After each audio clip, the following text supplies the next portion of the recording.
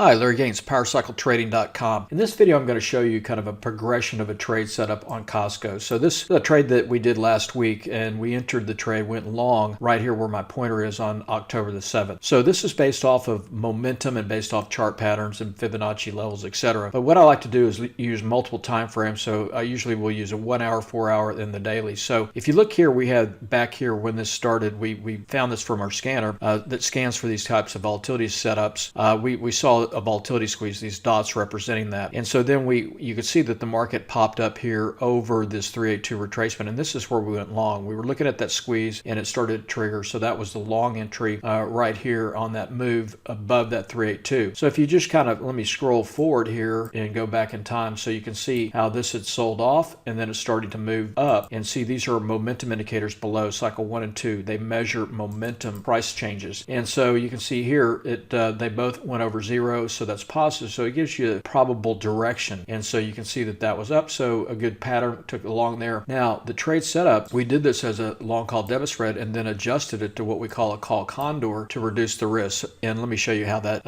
is going out for expiration tomorrow. So on October 7th, the original trade, we bought the 18 October series that expires tomorrow, the 295.97.5 call debit spread at around $1. And then we did an adjustment to reduce the risk by selling a credit spread against it. And then did one more adjustment to widen out the short strike. So that ended up being a 307.5, 310 bear call credit spread at $31. And after the adjusted trade, that puts us into what we call a call condor at a total risk of $89. So we've got a call debit spread, a bear call credit spread. Risk to the downside is a total of 89. And if it was to blow straight to the upside above that 310 strike, it would be 89 at risk. Now you can see here it went right out in the middle today. So it's up $151, 152 roughly on that trade on a risk of 89. So that's a really great return. That's a 170% return. But the other thing we will usually do is we're not going to ever risk the full amount of our debit paid. So we'd risk 50 or 60% of that. So, that basically your risk is then, if it's 60%, that's $55. And so your return on this then is over 270. So that's today where it went out. Now tomorrow, if it closes out here inside of that, the trade will be up another $10 or for a max